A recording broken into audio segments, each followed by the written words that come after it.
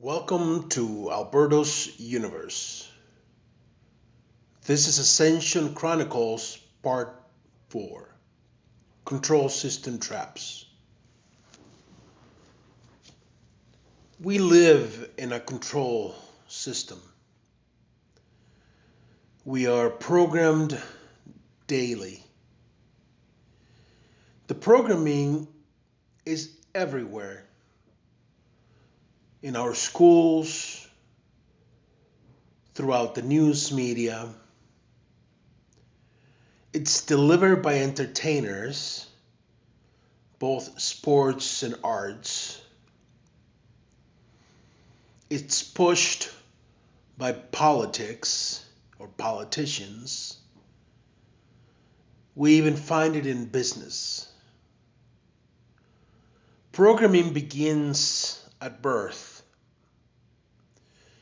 It keeps us enslaved to this control system I'm referring to. Programming keeps us, in other words, in a perpetual state of low consciousness. Therefore, we are presently being pulled in two opposite directions. Some of us are being driven towards a higher consciousness by the earth, the sun, the galaxy, the higher resonance in our environment. These are the frequencies and energy that we discussed in part 1. Meanwhile, we're being held back by the control system and all the mechanisms it has. Remember that we are here because we have chosen to ascend. So the question of this part 4 is, how can we do a better job through this ascension process? Today we'll discuss understanding the different traps, the different mechanisms used to keep us enslaved. My goal is for you to improve your internal work. My target is for you to energize your path to a higher consciousness, a path to freedom. At this moment, let us introduce the Hawkins map of consciousness.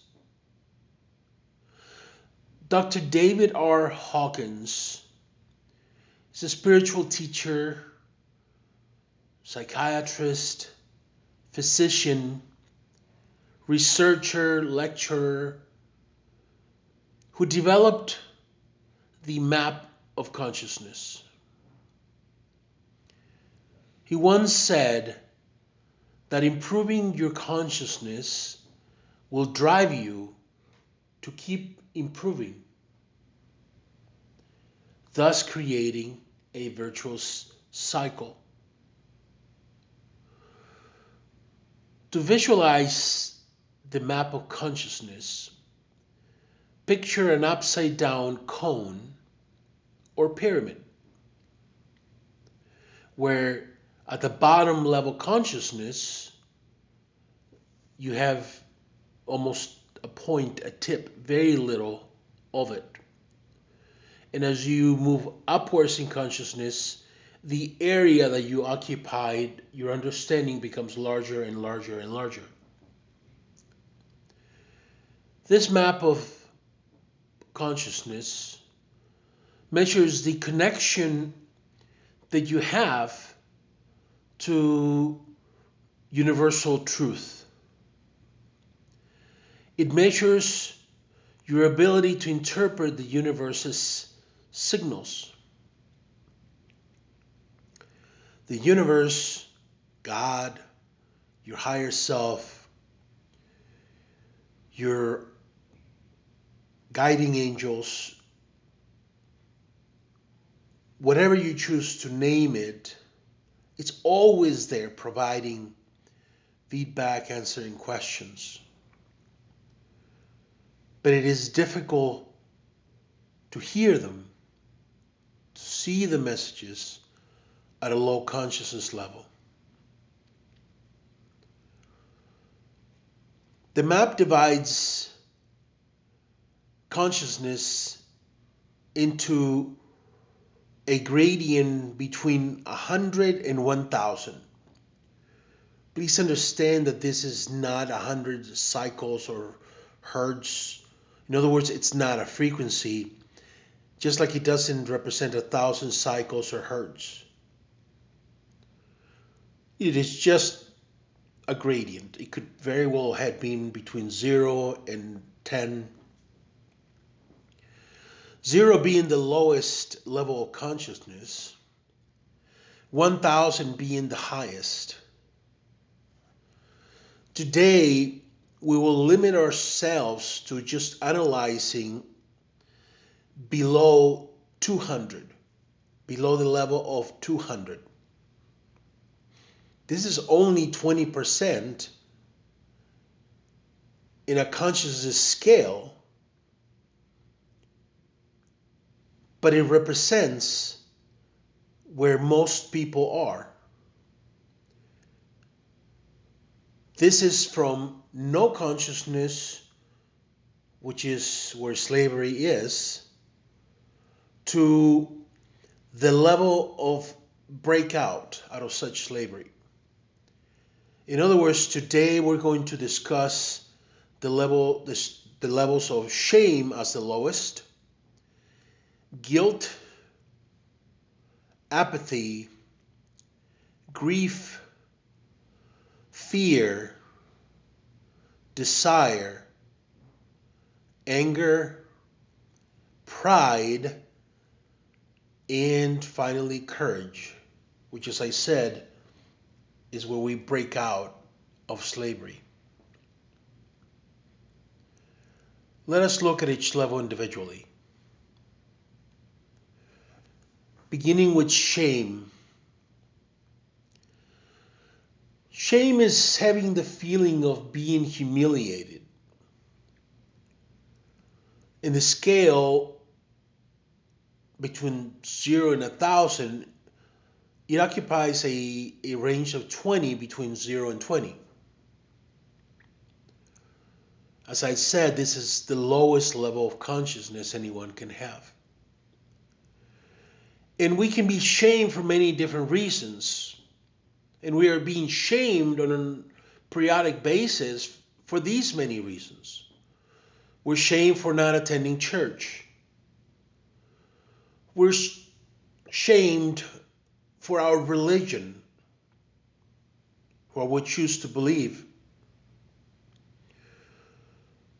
We are shamed for misusing pronouns, for not being gay enough,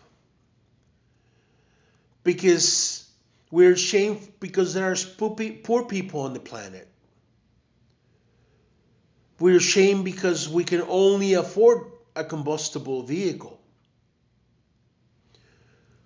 We're ashamed because large corporations pollute the environment. We're ashamed for refusing to vaccinate.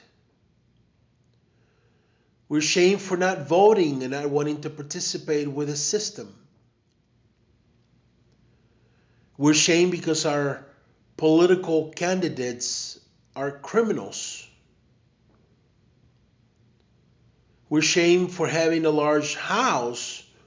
That happens in Venezuela, for example, where if you own a large house, the government comes in and tells you that you must host other families because it is unfair. We are publicly ashamed or shamed if we complain about government, like in China, for example. I'm not saying I agree with any of these points. What I don't agree with is this shaming process. You can go to church if you want. You can commit to whatever your church tells you. But for the priest to stand there and shame you, I think that's wrong. You're welcome to be gay. But those who shame us for not being gay enough are not gay people. They're just doing it to divide us, for example. Again, my problem is with the shaming aspect. Shaming happens every day and comes from everywhere. It comes from teachers, sometimes well-intended ones. It comes from the beautiful news anchors on TV. It comes from athletes, from famous actors and stars, from singers, politicians, and priests, and many other places. This, as I said, is the lowest consciousness level. As we raise our consciousness, we'll focus more on being sovereign. Well, a sovereign being will never co-create, will never socialize with anyone who insists in shaming them.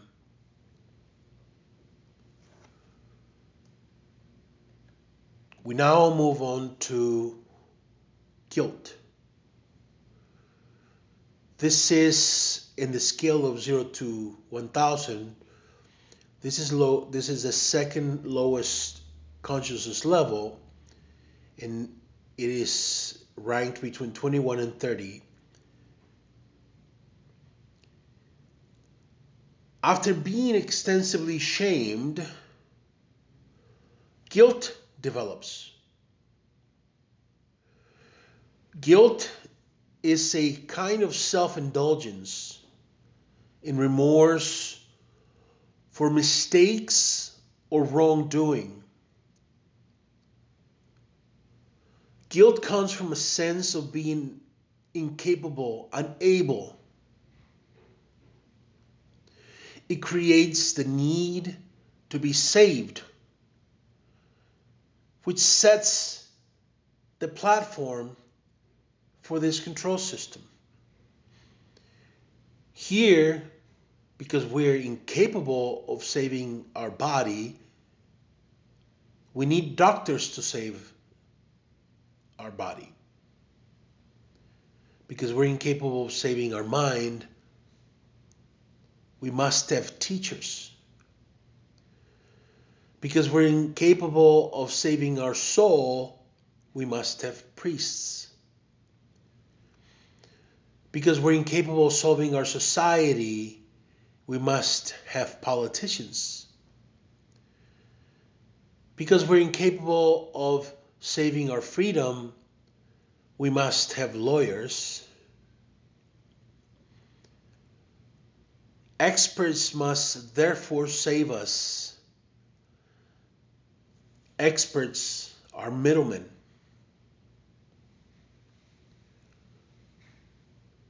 In economics, all middlemen create scarcity. They increase the price of goods and decrease the availability. Insurance companies are middlemen. Since they made themselves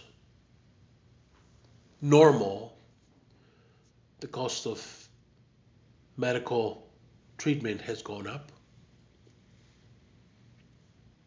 In the same way, the more incapable we become, the more we need middlemen like doctors, teachers, priests, politicians, the more scarce outcomes become, the harder it becomes to be saved, to save our body, our mind, our soul. It becomes a vicious cycle. Since we can't do anything by ourselves, since all problems are caused by others, it then results in victimhood. We lost our job because our husband. We are alone because God is punishing me. We smoke because our children stress us. In essence, we fall into a learned state of helplessness, which is very fitting for such a low level of consciousness. We now move to apathy, and it is ranked between 31 and 50 on the scale of 0 to 1,000. If we are victims, if we suffer from victimhood, we have no chance of succeeding. We then lose hope. We develop apathy. This is indifference, neglect, hopelessness. This is most evident in homeless and isolated seniors. We fall into a passive lifestyle. But apathy affects all slaves in one way or another. How many people do you know who want nothing to do with solving child trafficking, for example?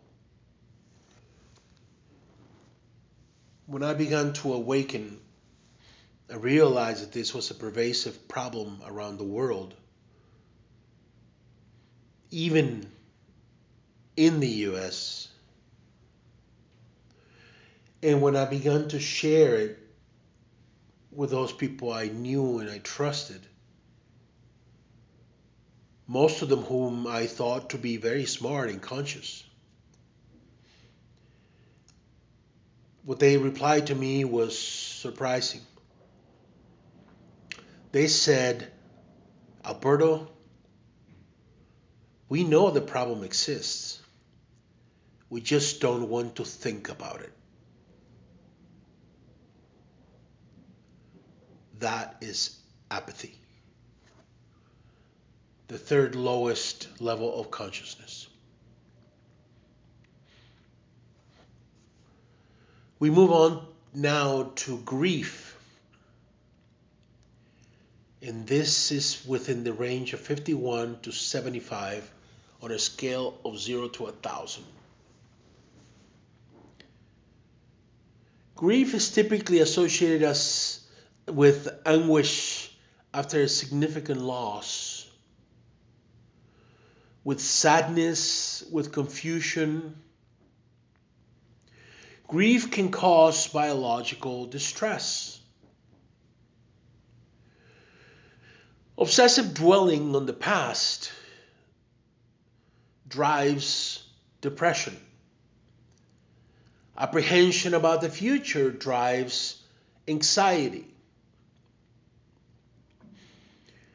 And there's plenty of doctors willing to medicate us for either of these two. By accepting failure and sorrow, people surrender.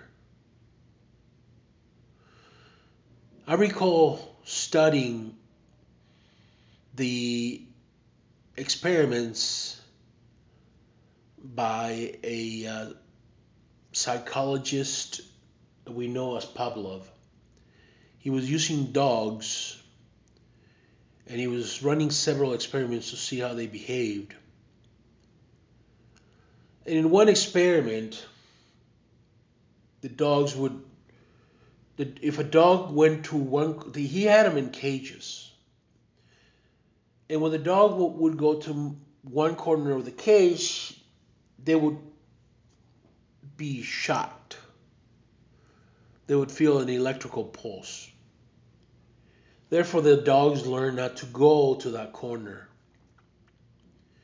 But then he changed the mechanism. He made it so that now the shock came at a different corner. Eventually, the dogs figured out that that corner was fine and the new corner was the problem, and they just wouldn't go to that new corner. Then he once again changed the mechanism, and now the dogs were being shocked randomly.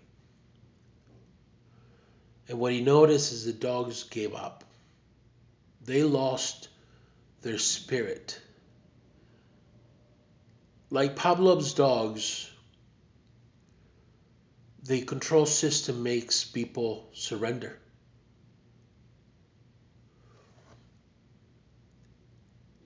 It is by design. And anyone who tries to make us believe that those running the system didn't know about it, it's either stupid or naive. We move on to fear.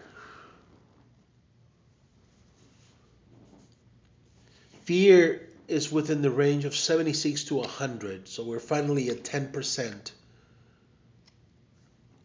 of the total range.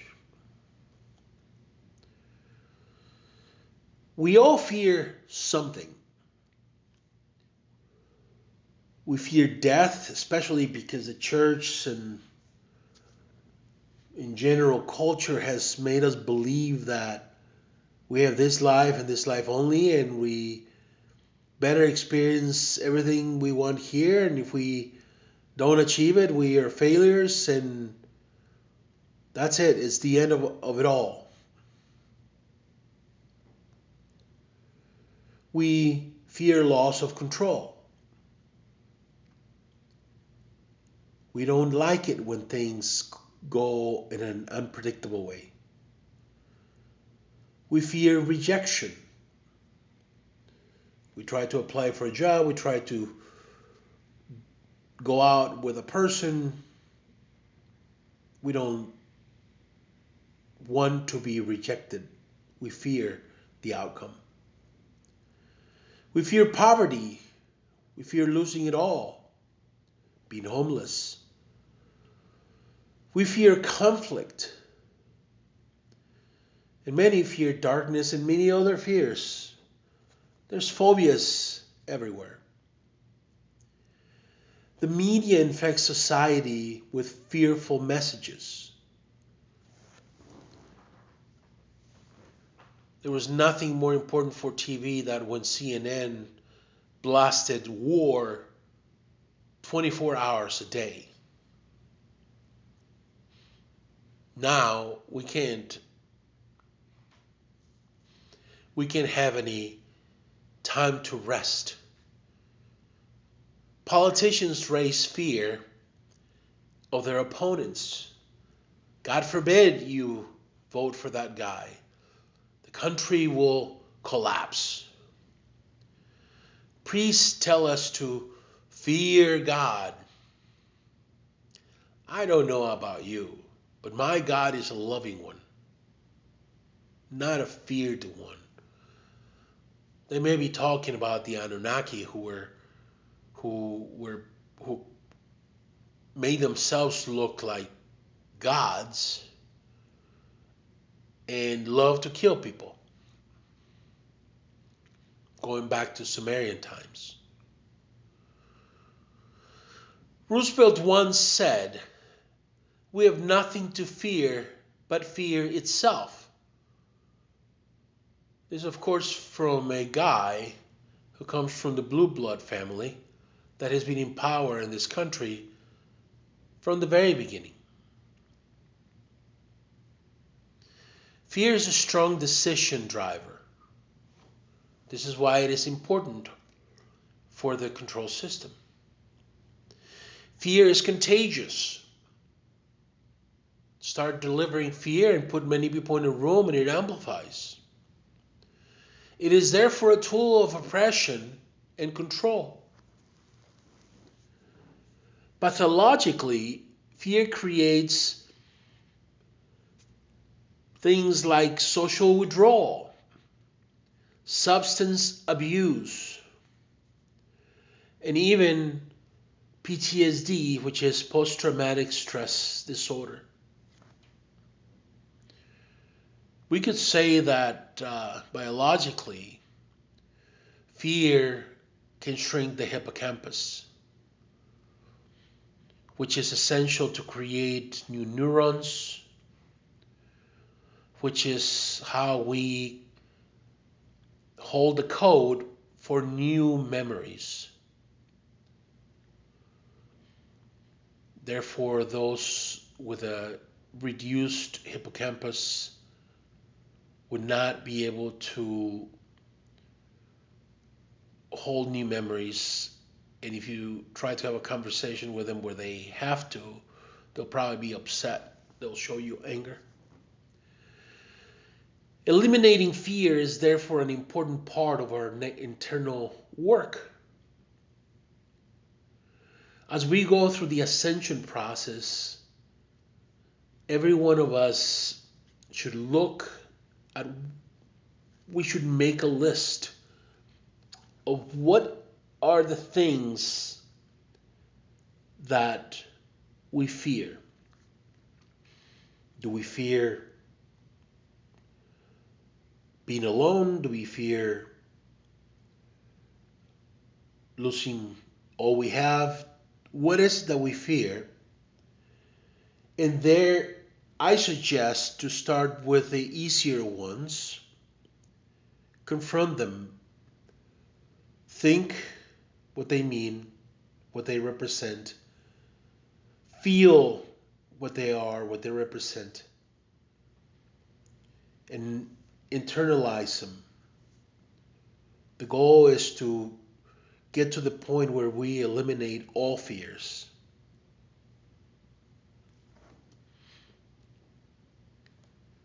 Next, we're going to discuss desire, which is from the range of 101 to 125. Think of it as 10 to 12% of the total range. Or should I say, never having enough money, never having enough fame, never having enough power, never having enough prestige, pardon me. Desire means never having enough prestige. Think of all the TV shows and magazines that feed desire. MTV's Cribs, the Kardashians, who knows? Desire creates insatiable needs for accumulation. It makes us want to continue acquiring. This is the basis for the slave system of perpetual consumption. It is also a vicious cycle where we never have enough, regardless of what we already possess. For example, we may believe to have the need for a new car. We may think that this new car will make us happy. But when we see that it didn't make us happy, we move on to buy another one. The same could be said about a dress or shoes. or an iPhone. I gotta have the latest, greatest, biggest, fanciest, fastest iPhone because I will be very happy with it on hand. And then we have it and feel nothing. This is to be in a perpetual state where we see the grass always being greener on the other side of the fence. To an outsider, it would seem as if we consume for the sake of consumption, not for happiness. Does that sound familiar? Desire is not being goal driven. We're not goal driven when we are saving for that iPhone. It's more of an obsession. And that's even if we save for it. Most people don't even save. They pay with a delayed payment method like a credit card. In this level of consciousness, we think that the source of happiness and satisfaction is out there. Low consciousness sees happiness as external. On the other hand, as we will see in a following part, a higher consciousness replaces desire, which is what we're discussing now, with commitment and choosing as we stand on our sovereignty and free will. We are now going to discuss anger, located within the range of 126 and 150, which is 12% and 15% of the total range. Desire leads to frustration, which then leads to anger. People at this consciousness level live in resentment, are often irritable, angry,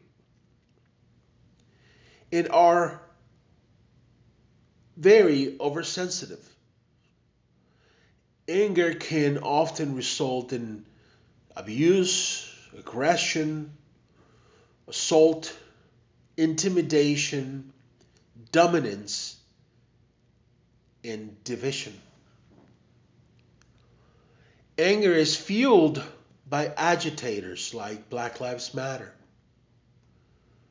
by biased coverage of the war in Iraq or Ukraine or Gaza, by political footballs like the war on terrorism. The control system finds new and innovative ways to keep us divided.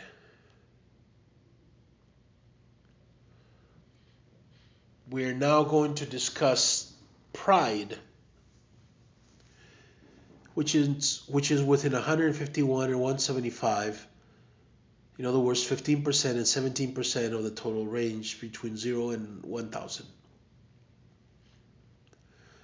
Flaunting material wealth is pride. Bragging about job titles, claiming social status through name dropping. Pride is divisive.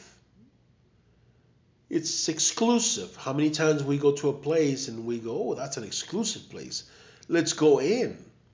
Well, exclusive means exclusion. That means not everyone comes in. That means not everyone's equal. Pride is I'm better than you.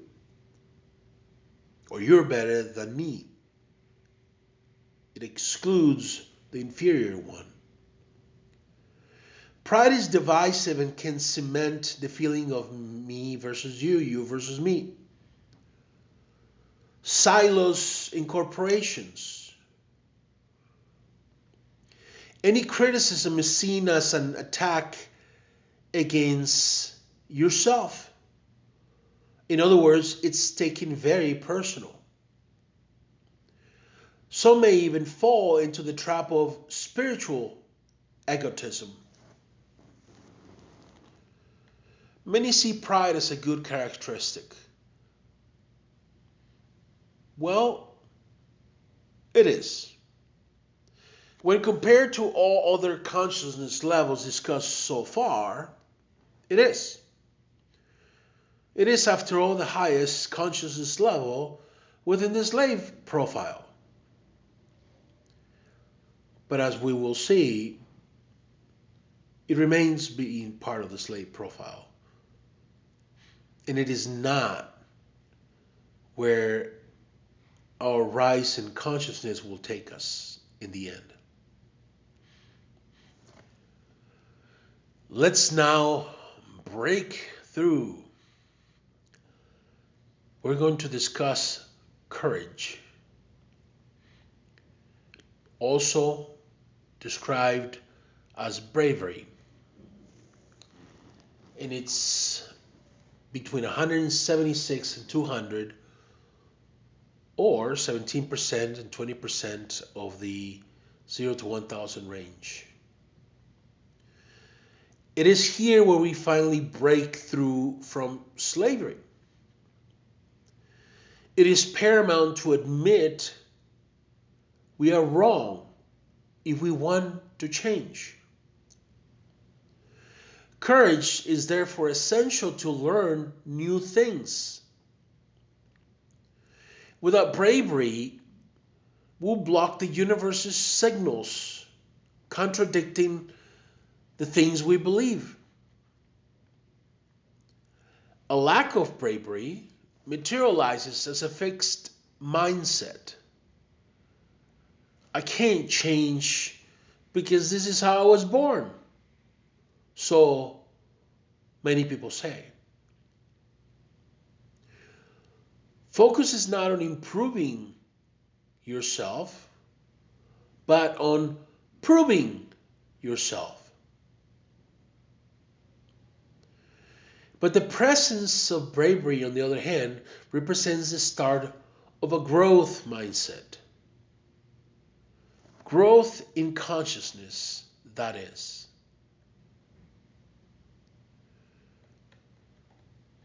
In part 5, I will continue discussing the rest of the different levels of consciousness. And I'll continue using Dr. Hawkins' map of consciousness. Thank you.